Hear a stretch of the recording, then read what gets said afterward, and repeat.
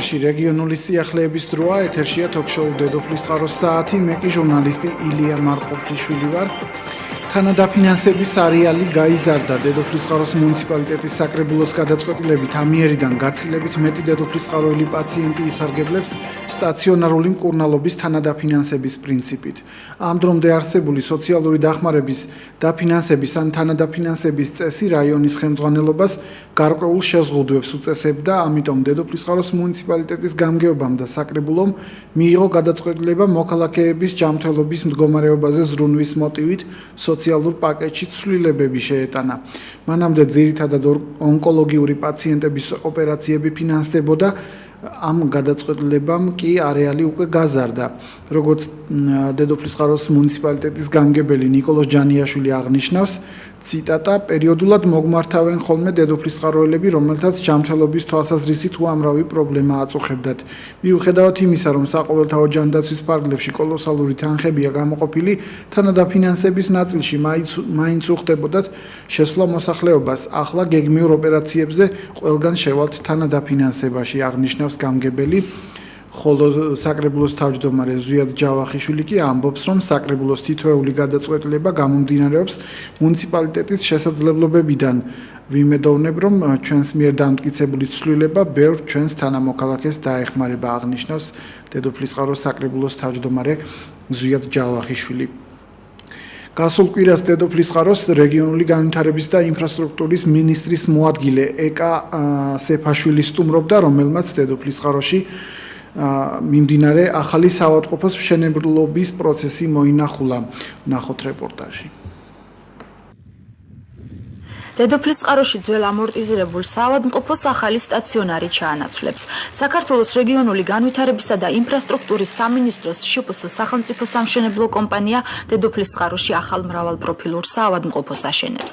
სამუშაო პროცესი დღეს საქართველოს რეგიონული განვითარებისა და ინფრასტრუქტურის მინისტრის მოადგილე ეკა სეფაშვილმა, შპს სახელმწიფო სამშენებლო კომპანიის დირექტორმა იოსებ ოზლაშვილმა, დედოფლის წყაროს გამგებელმა ნიკოლოზ ჯანიაშვილმა და ქალაქის მოქმედი საავადმყოფოს მთავარმა ექიმმა ხათუნა ზურიკაშვილმა ადგილზე დაათვალიერეს. პროექტის მიხედვით საავადმყოფოს შენობა ერთსართულიანი იქნება, თანამედროვე დიზაინთა და კეთილმოწყობილი ეზოთი. ახალი კლინიკა დედოფლის წყაროსა და ირგვლივ მდებარე 16 სოფლის 32,531 მცხოვრებს მოემსახურება.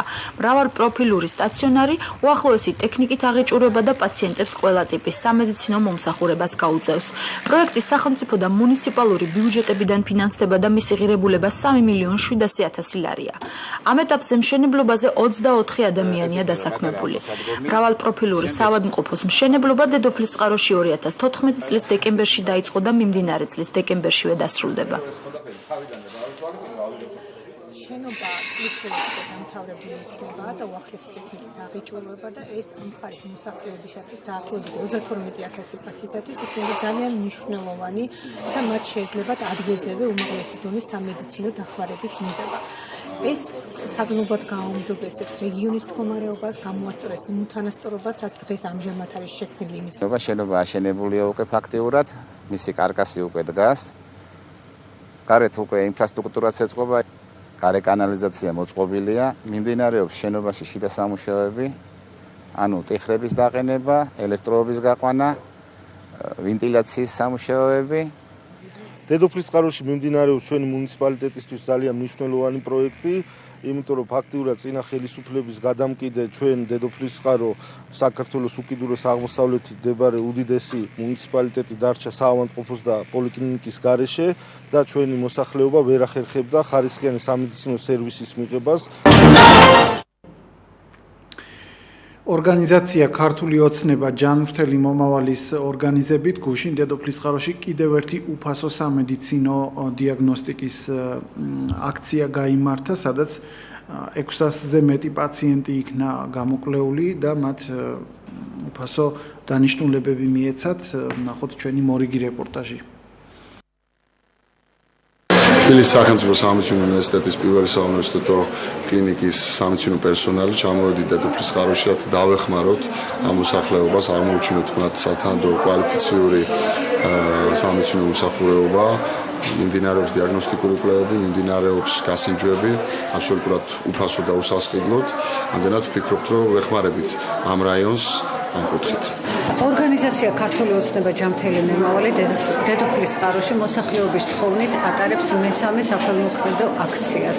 ამ აქციაში მონაწილეობას ღებულობს თბილისის სახელმწიფო სამედიცინო უნივერსიტეტის პირველი საუნივერსიტეტო კლინიკის 30-მდე ექიმის სპეციალისტი. დღეს გასინჯული იქნება დაახლოებით 600-მდე პაციენტი. ჩაუტარდებათ ლაბორატორიული, ინსტრუმენტული და დიაგნოსტიკური მკვლელობა.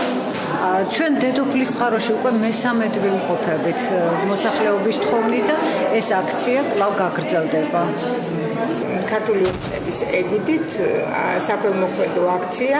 აბსოლუტურად ყველა პროფილის ექიმები გახლავან ჩამოსულები, მათ შორის პედიატრიც, ორთოპედიც, ბავშვთა რა თქმა უნდა მოზრდილთა, ქირურგები, აბსოლუტურად ყველა პროფილის ექიმები, რომელიც არსებობს საერთოდ მედიცინაში. ეს არის ქართული ოცნების მიერ განხორციელებული უკვე დაახლოებით მე-30 რო იტყვიან 30-ე უпростоრად აქცია დედოფლის წყაროში და საქართველოს მასშტაბით რა თქმა უნდა უფრო მეტი. მოსახლეობა ძალიან კმაყოფილია. რა თქმა უნდა მათ უჭირთ მოძრაობა თბილისის მიმართულებით, საიდანაც ეს ექიმები არიან ჩამოსულები, გზის თანხები, იქ მიიღება ყველაფერი, საქველმოქმედო აქცია ყველასთვის სასარგებლოა. 9 მაისაც ჰქონდა იგივე აქცია, მაგრამ ახლა უფრო ფართო პროფილიანი. აბსოლუტურად ყველა სპეციალისტი იღებს ამაში მონაწილეობას. როგორც აღნიშნე, მოსახლეობა კმაყოფილია, ჩვენ ამას კიდევ გავაგრძელებთ. ჩვენ ყველაფერს ვცდილობთ, რომ მოსახლეობას შეუწყოთ ხელი, რომ ჯანმრთელობის მდგომარეობა გაიუმჯობესონ. არიან პაციენტები, რომლებმაც არ იცოდნენ ავად რო იყვნენ, აღმოაჩნდათ აქ ბევრი დაავადებები და შესაბამისად პროფილურად ჩაუტარდებათ გამოკვლევებიც და მკურნალობაც. ეს აქცია ძალიან მნიშვნელოვანია ჩვენ გამოწვევთ ბავშვების ჯანმრთელობას და ჩემი აზრით ვეხმარებით მათ რომ სწორად წარმართონ თავიანთი შემდგომი ცხოვრება. მშობლებს ზუსტად არ იციან ხოლმე მშობლებმა რა ჭირს მის შვილს და როდესაც ჩვენთან კონტაქტი აქვს, შემდეგ უფრო ზუსტად იციან როგორ მოუარო. მოვიყვანე ასევე ბავშვები, რომლებიც ორივენი ავად მოყვანან. გადავიღეთ ეხოსკოპიები მუცლის ღრუზე, გულზე. და ძალიან დიდი კმაყოფილები ვართ, ასევე გადავიღე ანალიზები უფასოდ, რომელიც არის ფასიანი და ჩემნაირი გაჭირვებული ადამიანი ვერ იღებდა ამას. ამიტომ დიდი მადლობა ადგილობრივ ხელისუფლებას, ქალბატონ ნათელა თამაზაშვილს, რომ ჩემნაირ ადამიანებს დაგვიდგნენ გვერდით. მაქვს ვარიკოზული ვენები ფეხზე და მაგაზე ვიყავი მოსული, მათ უხებს ძალიან ფეხი გასიებული მაქვს. კმაყოფილი დავრჩი ექიმის კონსულტაციით, მისჩია ეს რა ქვია ოპერაციის გაკეთება და შემივსვე იქვე ფორმა 100-იც. მადლობელი ვარ ექიმის, ძალიან კმაყოფილი მივდივარ სახლში. შევეცდები ოპერაცია გავიკეთო. დღეს რატომ მოხდა და სხვა დროს რატომ? დღეს იმიტომ მოვედი, რომ უფრო კომპეტენტური მეგონა და თანაც არ აქვს აქ სპეციალისტი სისხლძარღვების რაიონში არ არის სპეციალისტი და მე ანგიოლოგთან მინდოდა საერთოდ დავდიოდი ანგიოლოგთან თბილისში და მოვედი დღეს ანგიოლოგს გავშიჭრდი. ძალიან კარგი ექიმი და კმაყოფილი დავრჩი. და თან ალბათ ვიყავ 3 დღე სიცხე მქონდა და თერაპევტთანაც ვიყავი, გადავიღე კარდიოგრამაც გადავიღე. კმაყოფილი ვარ ადამიანის. კმაყოფილი ვარ ვიცი. ნაციონალური მოძრაობის დედოფლის წყაროს ორგანიზაციის წევრი გოგიტა რობიტაშვილი ამტკიცებს, რომ გვიან ღამით მის ეზოში მდებარე ავტოსადგომის კარი გატეხეს და მისი კუთვნილი ჰონდას მარკის ავტომობილი დაამტვრიეს. რობიტაშვილის მტკიცებით დაზიანებულია მხოლოდ უკანა საქარე მინა.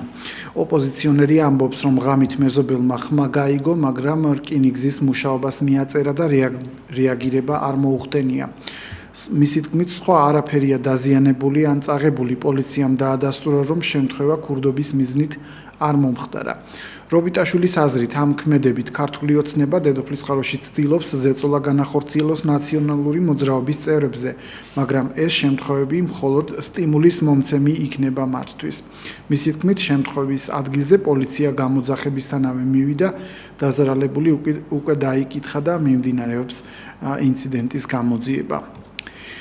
სამამულო ომში დაღუპული ქართველი ჯარისკაცის ნეშტი 73 წლის შემდეგ დედოფლის წყაროს მშობლიურ სოფელში ჩამოასვენეს. დავით ჩალახეშაშვილის ნეშტი 73 წლის შემდეგ მშობლიურ მიწას მიაბარეს. დიდ სამამულო ომში 1942 წელს დაღუპული ქართველი მებრძოლის დაუმარხავი ნეშტი ქალაქ ვოლგოგრადიდან სამშობლოში გადმოასვენეს და სოფელ ოზაანის გმირთა მემორიალის ეზოში დაკრძალეს. დავით ჩალახეშაშვილი მეორე მსოფლიო ომში 1941 წელს წავიდა რუსეთში ქალაქ ვოლგოგრადში იბრძოდა და 22 წლის ასაკში დაიღუპა. მიმდინარე წელს ქალაქ ვოლგოგრადში იტალიელების მიერ ჩატარებულ ექსპედიციის დროს აღმოჩნდა ქართველი ჯარისკაცის ნეშტი, რომელსაც თან ჰქონდა სამხედრო ბილეთი. სწორედ სამხედრო ბილეთში ეწერა დავით ჩალახეშაშვილის საცხოვრებელი ადგილის მისამართი სოფელი ოზაანი. რუსული მხარე ვეტერანთა კავშირს დაუკავშირდა, რომლის მეშვეობითაც მოხერხდა ოჯახის წევრების მოძებნა. 17 სექტემბერს დედოფლის წყაროს მუნიციპალიტეტის დახმარებით ვოლგოგრადში უმცროსი დავით ჩალახეშაშვილი გაემგზავრა. რუსეთიდან მოგვივიდა მოწვევა, რათა ჩასულიყავით და პაპაჩემის ნეშტი ოჯახის წევრებისთვის ჩაებარებინათ. ვოლგოგრადში ქართველმა დიასპორამ მის ხსოვნას პატივი მიაგო და გამოგვაცილეს. დიდი მადლობა ყველას გვერდში დგომისთვის, განაცხადა უმცროსმა დავით ჩალახეშაშვილმა დაკრძალვის ცერემონიაზე. სოფელ ოზაანში გმირთა მემორიალთან გამართულ ცერემონიას დედოფლის წყაროს მუნიციპალიტეტის ადგილობრივი ხელისუფლების წარმომადგენლებიც ესწრებოდნენ. ჩალახეშაშვილის ოჯახი ადგილობრივი ბიუჯეტიდან ერთჯერადად 3000 ლარს მიიღებს. შესაბამისი ცვლილება დედოფლის წყაროს საკრებულომ გადაწყვეტილება უკვე მიიღო. სამწუხაროდ ვიდეო რეპორტაჟს ვერ გთავაზობთ ამის შესახებ, რადგანაც ჩვენი გადამღები ჯგუფი ვერ ესწრებოდა ამ მოვლენას. ახლა კი მეცხვარეთა ასოციაციის თავმჯდომარე ბექა გონაშვილი სხვადასხვა პრობლემებზე საუბრობს. რა პრობლემებია ამ სფეროში და რას აპროტესტებდნენ ქართული მეცხვარეები სოფლის მეურნეობის სამინისტროსთან გამართულ აქციაზე, ჩვენი რეპორტაჟიდან შეიტყობთ. სოფლის მეურნეობის სამინისტროსთან მეცხვარეთა ასოციაციამ ცხვრის რეექსპორტის დარეგულირების მოთხოვნით საპროტესტო აქცია გამართა. აქციის მონაწილეების განცხადებით, სეზონის მიუხედავად ქართული ცხვარის გაყიდვა ვერ ხერხდება და ის ხელოვნურად არის შეჩერებული. ბაზარზე კი მხოლოდ სომხეთიდან შემოყვანილი წვრილფეხა პირუტყვი იყიდება, რადგან მისი დაბეგრვა დამატებითი ღირებულების გადასახადით არ ხდება. მეცხვარეთა ასოციაციის თავმჯდომარის ბექა გონაშვილის განმარტებით, შემოყვანილი ცხვრის დაავადებების კონტროლი არ ხდება, რაც ქართული ცხვრის იმიჯს აზიანებს. მისივე თქმით, ამ პროცესში ხელისუფლება უნდა ჩაერიოს და პრობლემის მოგვარების გზა გამონახოს. მიმდინარე წლის ივლისის ჩათვლით საქართველოდან სულ 5.600.000 დოლარის ღირებულების ცხვრის ექსპორტი განხორციელდა, საიდანაც 2.300.000 სომხეთიდან რეექსპორტირებული ცხვრის ღირებულებაა, რაც დაახლოებით 25.000-30.000 სული ცხვარია. ფერმერებს სოფლის მეურნეობის მინისტრის მოადგილე ლევან დავითაშვილი შეხვდა და მათ მთავრობასთან მედიატორის ფუნქციის შესრულებას დაპირდა. შემოდის სომხეთიდან ცხვარი, იაფასიანი ცხვარი და ჩვენ ცხვარს ვერ ვყიდით. და არ ხდება იმისი მონიტორინგი სწორად. იმიტომ ის ყველაფერი იაფი. თორე ის რო იხდიდეს 18%-ს, რაც აქვს გადასახადი საქართველოში იმპორტის გადასახადი, ის ამას ვერ იზავდა. ვერ გაკაჩავდა უბრალოდ დანახარჯების მხრივ. აქ არის საუბარი იმაზე, რომ შემოდის სომხური ცხვარი, შემდეგ კარანტინზე დგება და რეექსპორტის კუთხით გადის, ან რიგ შემთხვევაში წარმოშობის სერტიფიკატი იცვლება, რაც ხელს უშლის უკვე ადგილობრივი ცხვრის პოპულარიზაციას. დაიწყო ზოგადად წვრილფეხა ქოსანი პირუტყვის რეგისტრაცია, იდენტიფიცირება, მარკირება. ეს ძალიან მნიშვნელოვანია ქართული ცხვრის მიკვლევადობისთვის, ადმინისტრირებისთვის. ძალიან მნიშვნელოვანია ისიც, რომ ცხვრის გადასარეკი ტრასების რეგისტრაცია ხდება ეკონომიკის სამინისტროსთან ერთად დაამხვილა პროგრესი. ამავე დროს ამ გადასარეკ ტრასებზე ხდება ინფრასტრუქტურის მოწყობა, გამოცხადებულია ტენდერები, დაიწყო მშენებლობა გადასარეკ ტრასებზე ვეტპუნქტების.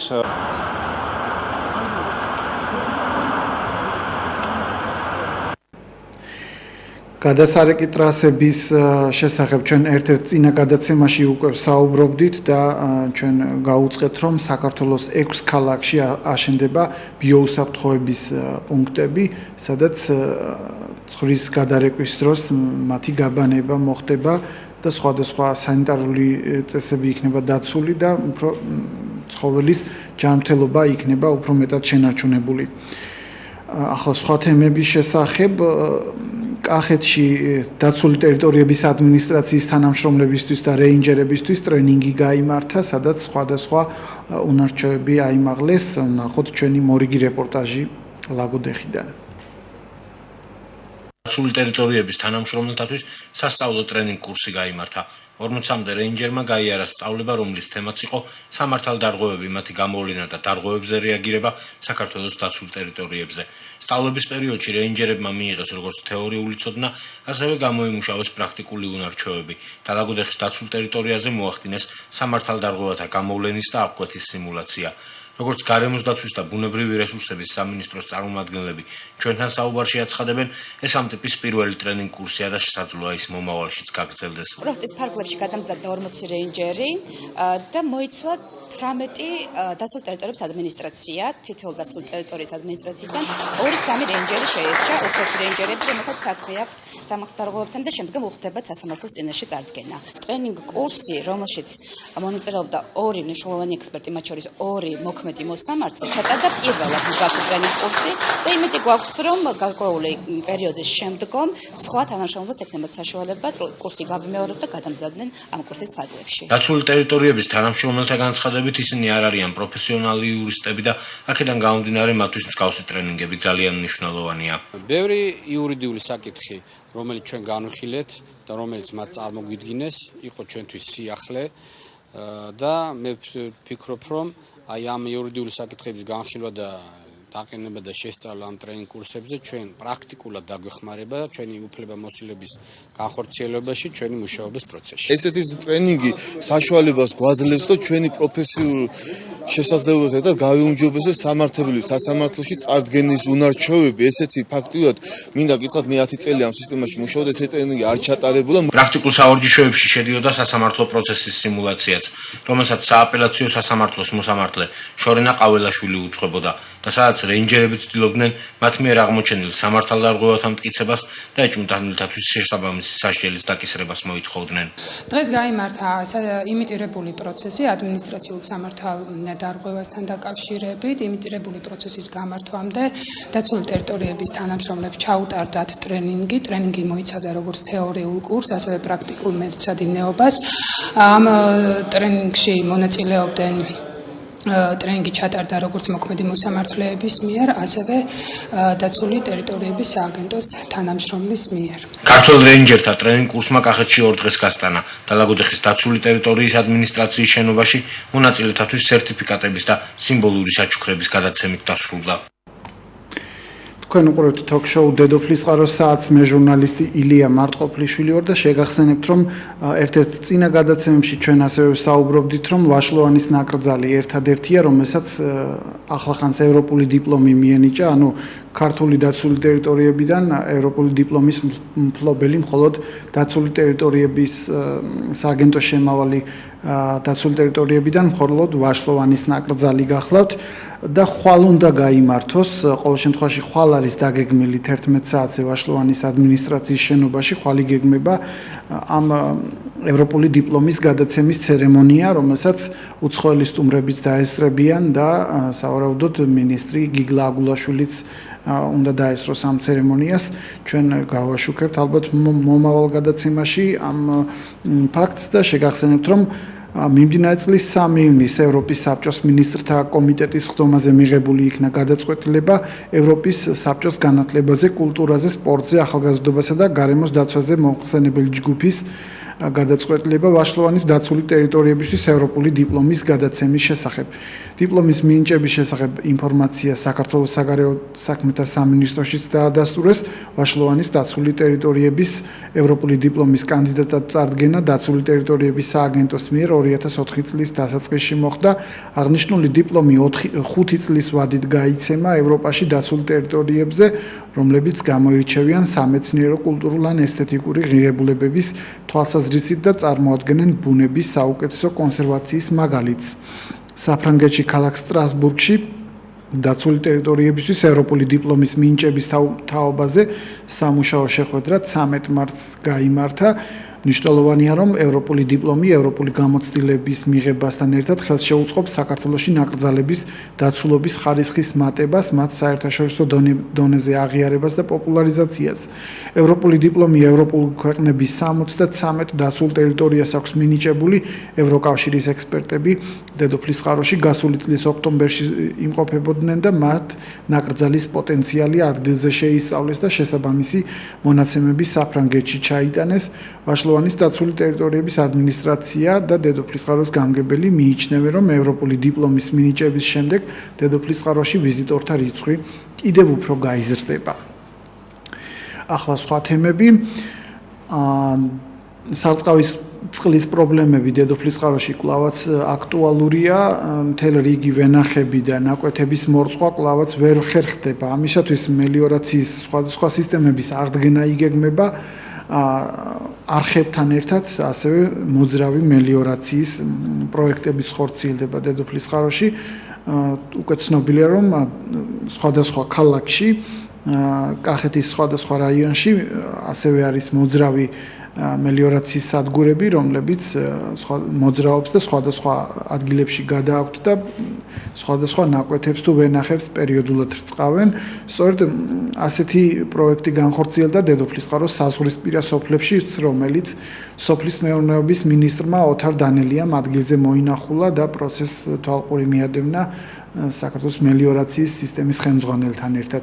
ჩვენი მორიგი რეპორტაჟი ვნახოთ სამთა წყაროდან.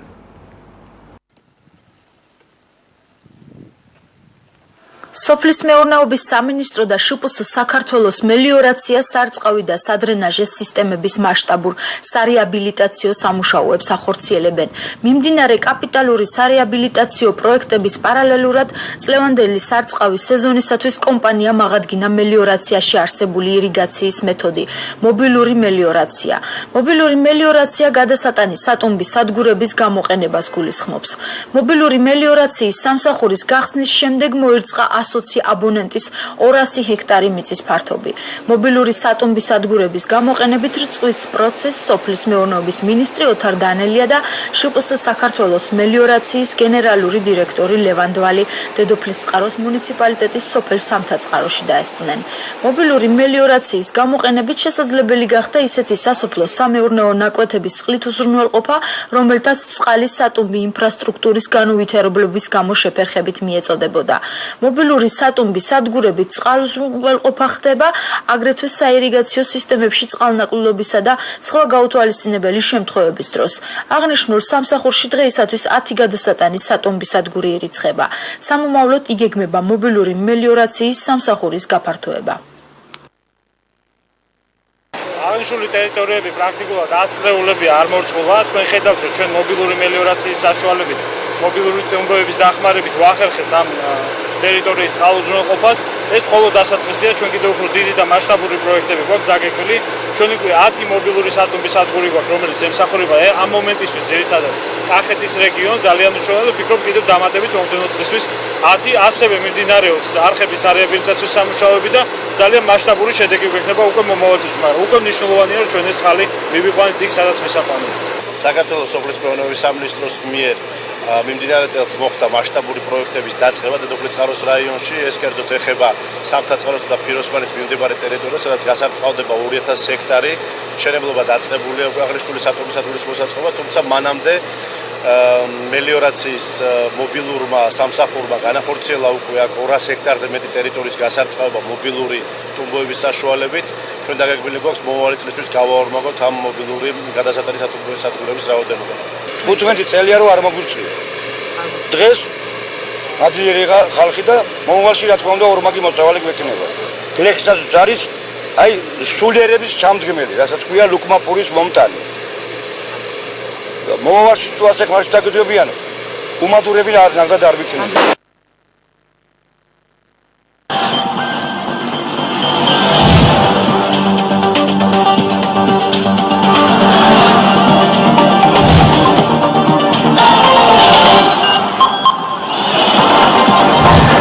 მუშაობთ თქვენთვის.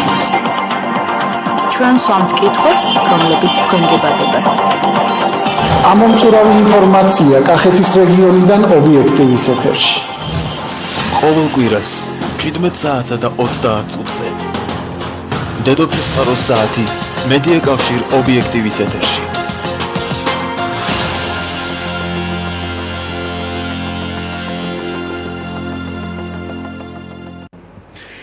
ეთერშია თოქ-შოუ დედოფლის წყაროს საათი და შეგახსენებთ, რომ დედოფლის წყაროს აი ამ საზღვრისპირა სოფლებში, სამთაწყაროსა და ფიროსმანში, რომლებიც ძირითადად მევენახეობას მისდევენ, არსებობს ვენახების ნაწილი, რომლის მორწყვაც ხერხდება, ხოლო ასობით და ალბათ 300 ჰექტრამდე საშუალოდ ვენახი მორწყვის გარეშე იყო დარჩენილი, ვერ ახერხებდნენ მორწყვას და ყოველთვის იჩაგრებოდა მოსახლეობის ის ნაწილი, რომელსაც საკუთარი ვენახი აქვს სოფლის იმ ნაწილში, რომლის მორწყვაც ვერ ხერხდება.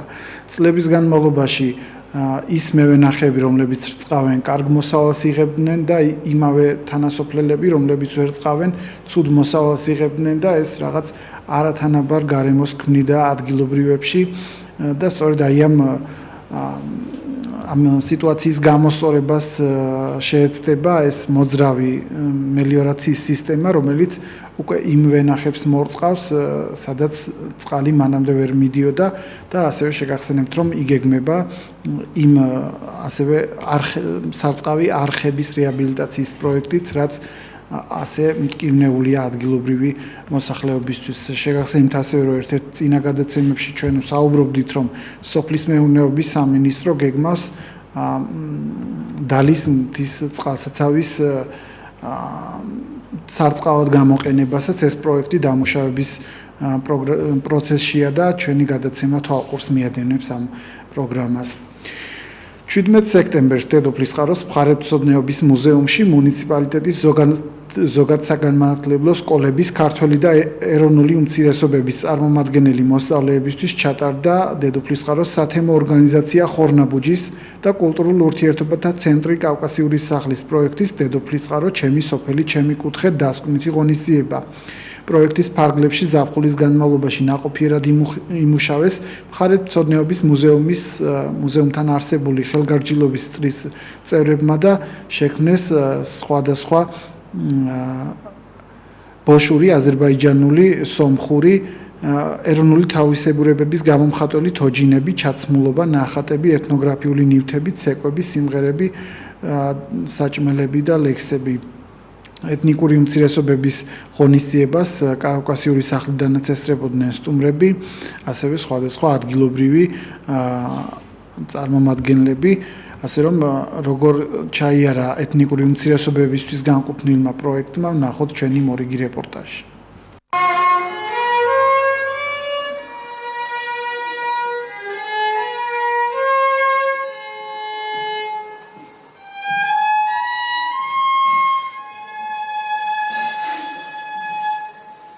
ფარგლებში, ამ პროექტის ფარგლებში ჩვენ აღნიშნავთ კავკასიაში და საქართველოში მცხოვრებ ეროვნულ უმცირესობათა, საერთოდ კავკასიელთა ხელოვნებას, ხარს უჭერთ, გამოფენებით, საიუბილეო თარიღებით და ასე შემდეგ. წლევანდელ წელს ჩვენ მოვიდოდეთ, რომ რეგიონებში რაღაცა ასეთი მხარდაჭერა და რა თქმა უნდა რეგიონებში ცხოვრობენ ეროვნული უმცირესობები, ეს ერთ-ერთი ჩვენი პრიორიტეტული მიმართულება და აი ამ კონკურსთან მონაწილეთაგან ერთ-ერთი აღმოჩნდა აი ეს სკოლა ორგანიზაცია ხორნაბუჯი, რომელიც არსებობს ამ მხარეთმცოდნეობის მუზეუმთან და ჩვენ მას მცირედი გრანტი, ფეგრანტი დავეხმარეთ და მინდა ვთქვა, რომ დღევანდელი საღამო საკმაოდ წარმატებული აღმოჩნდა, იმიტომ რომ ძალიან მშვენივრად მოხდა მათი ერთად ყოფნა, აი სკოლა იყო საბათლოს სკოლის წარმომადგენლები, სომხური ეროვნების ბავშვები არაჩვეულებრივად მეტყოლებენ ქართულად, ამბობენ ლექსებს სომხურად, ქართულად, ასევე სხვა საჯარო სკოლის წარმომადგენლები, ბოშებიც იყვნენ აქ წარმოდგენილი, რომლებიც არ ეწევიან მომთაბარე ცხოვრებას და აქ ცხოვრობენ და ძალიან საინტერესო ნომრები წარმოადგენს. რაც თავარია, მათ გაუხარდათ ერთად ყოფნა და ჩვენც ამიტომ გვეხარია. ვფიქრობ, რომ ეს ძალიან მნიშვნელოვანია ეროვნული უმცირესობა და ჯგუფების საზოგადოებაში ინტეგრირებისათვის.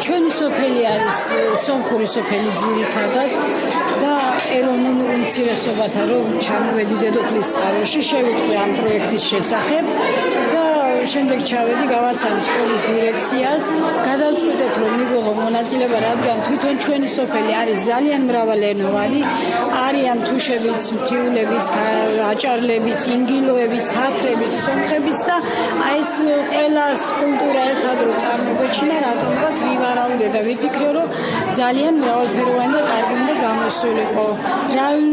გადავწყვიტეთ შეგოგროებინა ძველი ნივთები, ყველა მოვიარეთ სოფლის უხუცესები, ავიღეთ იქიდან ინტერვიუები, მიწლების მიხედვით შევაგროვეთ ნაქარგები, ვიდეო, ძველი სურათები, ახალი ჩვენი მოსწავლეებს გავაკეთებინეთ რაღაცები და გადავწყვიტეთ რომ ძველი და ახალი გავიერთოთ. პედაგოგი ხარ? მე ვარ ქიმია ბიოლოგიის პედაგოგი.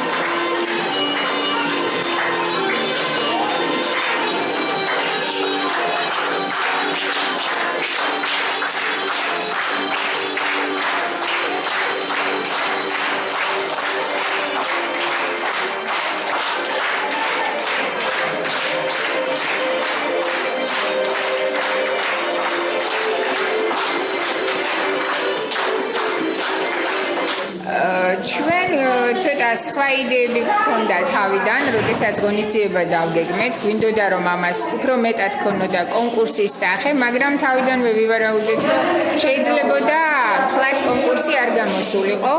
იქიდან გამომდინარე, რომ ბავშვები სხვადასხვა ასაკის მონაწილეები იყვნენ თავიდანვე და შეიძლებოდა არათანაბარი, ანუ ერთი და იგივე ჟანრში არ ყოფილიყო დაუშვათ საკონკურსო მასალა, მაგრამ რაც ბავშვებმა წარმოადგინეს, მე ვფიქრობ, რომ ჩვენი პროექტის მიზანი მაინც შესრულდა, მათ წარმოაჩინეს თავიანთი კუთხე, თავიანთი ტრადიციები, რითაც შეეძლოთ, როგორც შეეძლოთ და მე ვფიქრობ, რომ ჩვენი ძირითადი იდეა და მიზანი ჩვენი პროექტისა შესრულდა.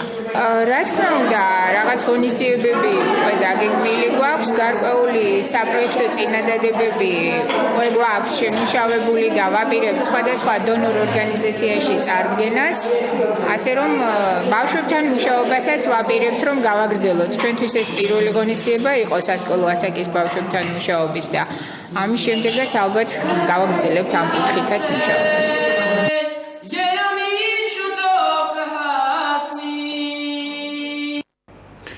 შეგახსენებთ, ყველაზე მეტი ეთნიკურად ბოშა ქვეყნის მასშტაბით სწორედ დედოფლისწყაროს სოფელ ჭოეთში ცხოვრობს.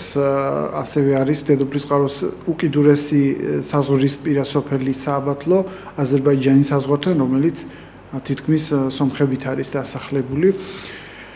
ახლა ჩვენი მორიგი რეპორტაჟი წინა გადაცემაშიც ვიუწყებოდით, რომ დედოფლისწყაროს საპატრიარქოს სკოლაში დაპირისპირება თანამდებობიდან გათავისუფლების შემდეგ აღმასრულებელი დირექტორი მაია ლაპიაშვილი სასამართლოში ჩივილს გეგმავს. დეტალები ვნახოთ ჩვენს რეპორტაჟში.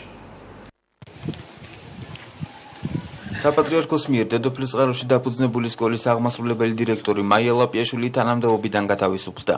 ინფორმაციას ადასტურებს ვახტანგ გორგასლის სახელობის სკოლაც, თუმცა საპატრიარქოს სკოლაში განმარტავენ, რომ ლაპიაშვილის შტატი გაუქმდა.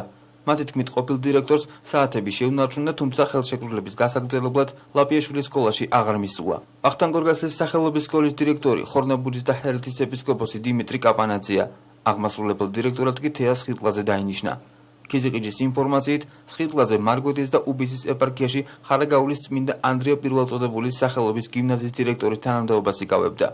მოხდა საშტატო ერთეულის გაუქმება, იყო ორი აღმასრულებელი დირექტორი და ჩვენი სკოლა არის მცირე კონტინგენტიანი და რა თქმა უნდა შეუსაბამოა ასეთ პატარა სკოლაში იყოს ორი აღმასრულებელი დირექტორი. თქვენ მანამდე სამთანადო? კი, არა, მე ვიყავი ფინანსებში აღმასრულებელი დირექტორი. რამდენი ხანია რაც ის ანუ გაერთიანება როდის მოხდა? ეს მოხდა სექტემბრის 9 რიცხვში. ანუ ახალი კი. ანუ ლაპიაშვილის ადგილი არ არის? არა, ანუ გაერთიან, მეც ვიყავი აღმასრულებელი დირექტორი და გაერთიანდა ორი აღმასრულებელი დირექტორის თანამდებობა და მხოლოდ ერთი აღმასრულებელი დირექტორი დარჩა. საპატრიარქოს სკოლა დედოფლისწყაროში 2014 წლის ოქტომბერში გაიხსნა. გასულ წელს სკოლამ ავტორიზაციის მოპოვება უმოკლეს ვადაში სწორედ ლაპიაშვილის დამსახურებით შეძლო.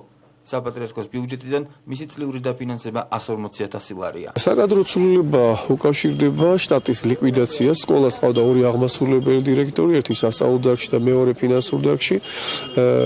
ჩვენ დაფუძნებელთან შეთანხმებით მივედით გადაწყვეტილებამდე, რომ მცირე კონტინგენტიანი სკოლა და ამ ეტაპზე არ არის საჭირო ორი აღმასრულებელი, თუმცა იგივეს ვფიქრობდით ჩვენ, როდესაც ჩავიბარეთ სკოლა, მაგრამ შუა სასწავლო პროცესში არ ჩავთვალეთ ამ ცვლილების შესრულება საჭიროდ და აუცილებლად იქიდან გამომდინარე რომ არ გამოიწვია რაღაც გართულებები და ესეთი არიოდალებულ სკოლაში და დაველოდით ახალი სასწავლო წლის დაწყებას. თუმცა მაია ლაპიაშვილის მუშაობასთან არავითარი საწინააღმდეგო არ ჰქონდათ, კმაყოფილია თქვენი კმაყოფილი ხართ მისი მუშაობით, რატომ აღმოჩნდა თქვათ სრულად დისტანცირებული?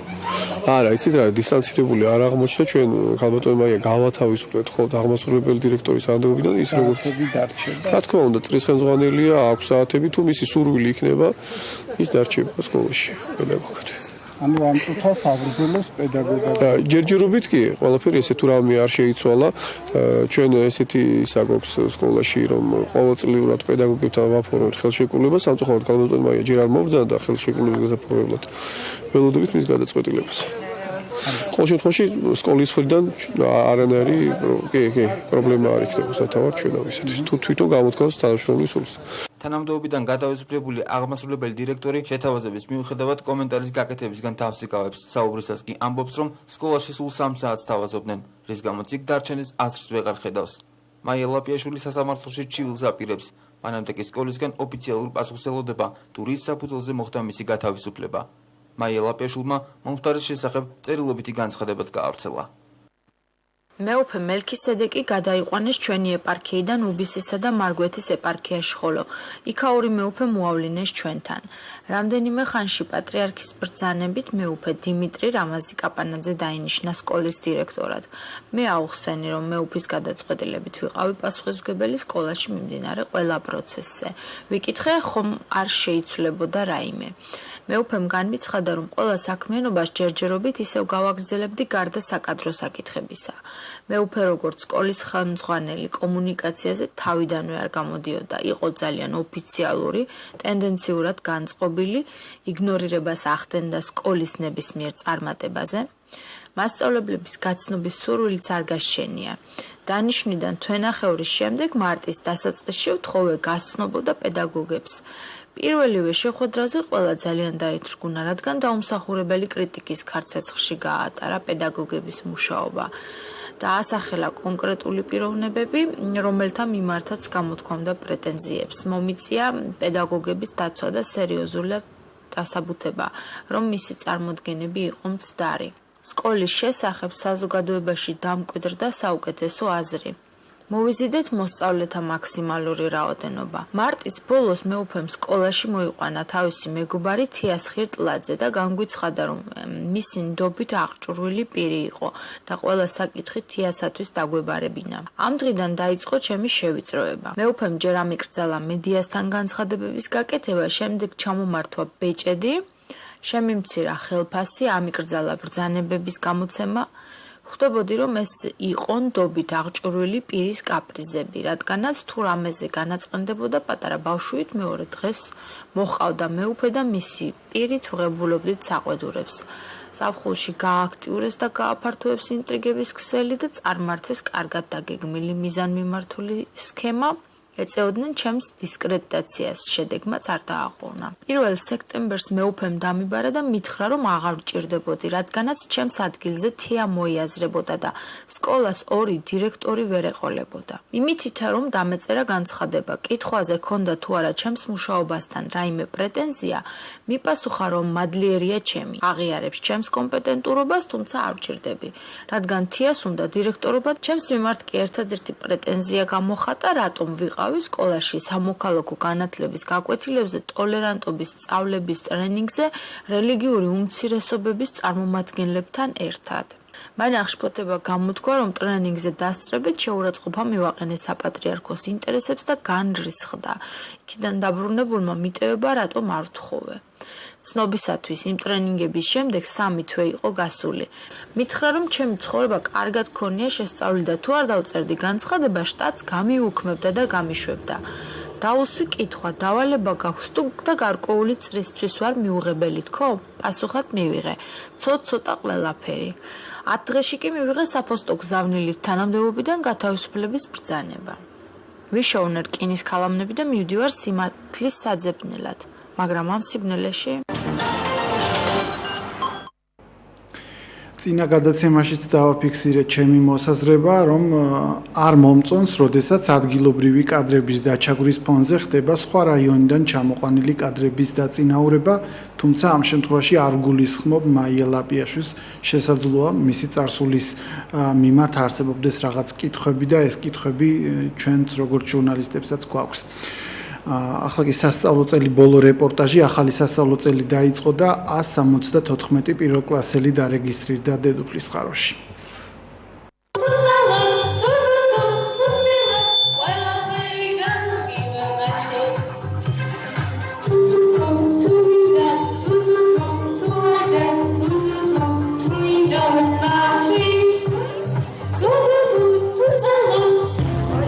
სკოლაში ჩვენთან 574 მოსწავლეა, წელს 37 პირველი კლასელი გვეყოლება, 2 პარალელური კლასი იქნება. იგეგმება ყველაფერს გავაკეთებთ აი ამ სასწავლო პროცესის სრულყოფისთვის, იქნება ნამდვილად უსაფრთხო გარემო თითოეული მოსწავლისთვის. წელს ჩვენ სკოლაში იგეგმება ინფრასტრუქტურული ცვლილებები, მთლიანად უნდა შეიცვალოს გათბობის სისტემა, ამისი პროექტი უკვე არსებობს და რამოდენიმე დღეში დამტკიცდება, გაიხსნება სველი წერტილები და უნდა ნაწილობრივ შეიცვალოს სკოლის სახურავი. ძალიან ამაღელვებელი დღეა. ნაყოფიერად ვიწყებთ წლევანდელ წელს. 17 ახალი მოსწავლე ყავს, პირველ კლასელს გულისხმობ, რაც ცოტა უჩვეულოა ჩვენი სკოლისთვის, ასეთი წარმატება ბოლო წლებში აღარ ქონია. ძალიან ბევრი მობილობით გადმოსული მოსწავლეა, რითაც ასევე ვამაყობთ. ჩვენ სკოლას აქვს რაღაც თავისი ხიბლი ურთიერთობებში, რითაც ვიზიდავთ ამ მოსწავლეებს და ამით ამაყივარ.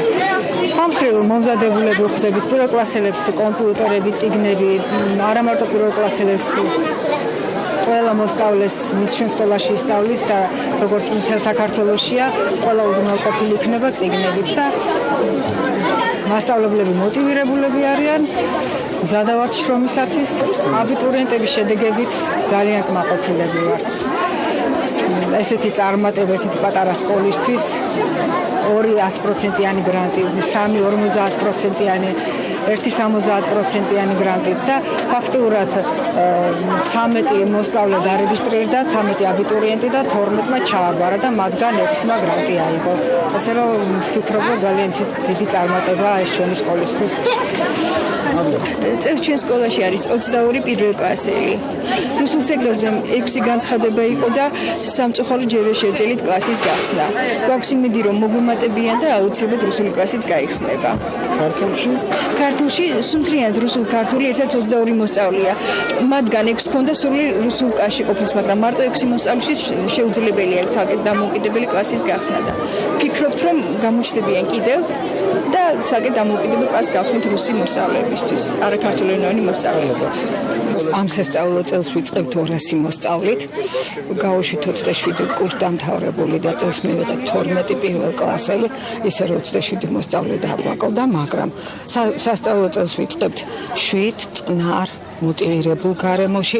შევიტანეთ სახელმძღვანელოები, რომელიც უკვე განაწილებულია. პირველ კლასელებს გადაეცათ განათლებისა და მეცნიერების სამინისტროს საჩუქარი, ლენოვოს ტიპის ბუკები. სკოლა მზად არის სასწავლო წლის დასაწყებად. ზამთრის სეზონისთვის უკვე შეძენილი გვაქვს პირველი სემესტრის საკმარისი შეშა, დანარჩენი ყველაფერი სკოლაში მოწესრიგებულია. წინა წლებთან შედარებით ცოტა ბავშვი არის, მიგრაცია, იცით რომ სოფლებში მიგრაცია არის და ზოგიერთ სოფელში, მაგალითად ოზანში 2 ბავშვი არის, ქვემო ქედში 6 ბავშვი არის. არის სოფლები, სადაც 5-7 ბავშვი არის და თავისთავად ცხადია, ეს უკვე დიდ გავლენას ახდენს. მაგრამ საერთო ჯამში რომ გითხრათ, სასწავლო წელი ძალიან კარგად დაიწყო. ყველა სკოლაში არის უკვე წიგნები და კომპლექტი არის შექმნილი ყველა კლასებისთვის და გადაცემული აქვს უკვე მოსწავლეებს. დედოფლისწყაროს პირველ საჯარო სკოლაში, სადაც ყოველთვის იყო გათბობის სისტემის პრობლემა, წელს განათლების სამინისტრომ დაუშვა თანხები და რეაბილიტაცია ხდება მთლიანად გათბობის სისტემისა და სველი წერტილებისა. დანარჩენ სკოლებში ასე თუ ისე ინფრასტრუქტურა მოგვარებულია, მაგრამ უფრო მეც ველოდებით მეტის გაკეთება გვინდა, რა თქმა უნდა, ამას განათლების სამინისტრო ითვალისწინებს.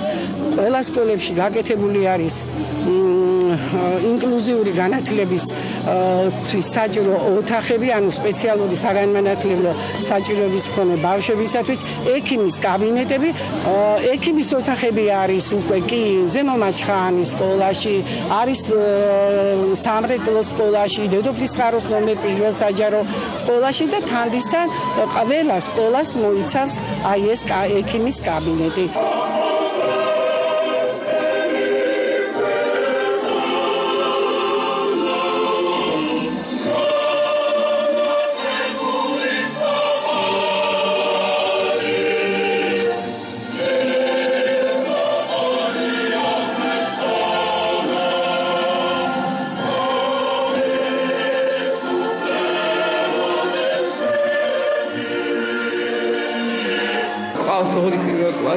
ეს არის პირველი შემთხვევა, ადაბი პირველი კლასები და სკოლაში გვაქვს პრესკოლა, ანუ ნულოვანი ჯგუფი.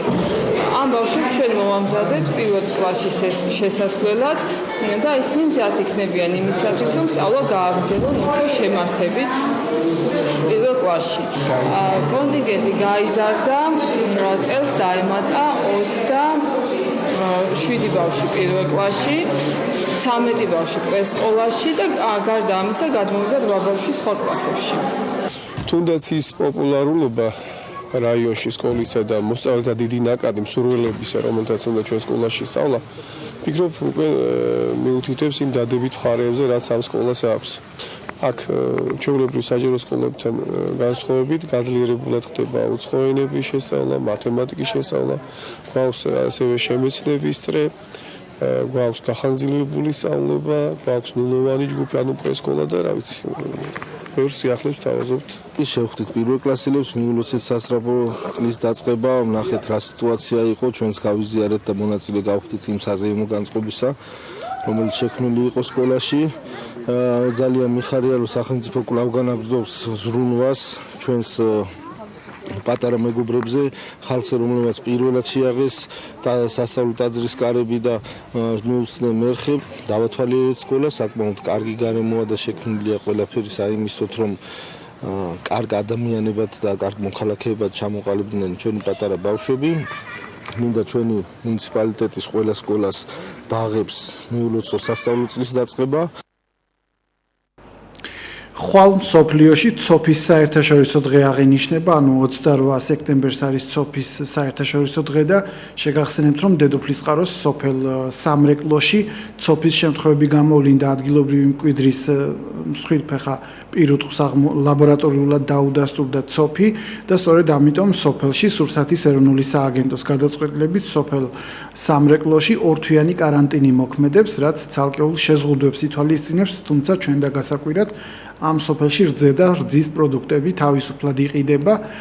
სიფრთხილისკენ მოუწოდებთ ადგილობრივ მოსახლეობას, ასეთი იყო დედოფლისწყაროს საათი, რომლის განმეორებით ჩვენებას ნახავთ ღამის პირველის ნახევარზე. მე ჟურნალისტი ილია მარტყოფლიშვილი ვარ და შეგახსენებთ, ყოველ კვირას 17 საათსა და 30 წუთზე ობიექტივის ეთერშია ток-შოუ დედოფლისწყაროს საათი.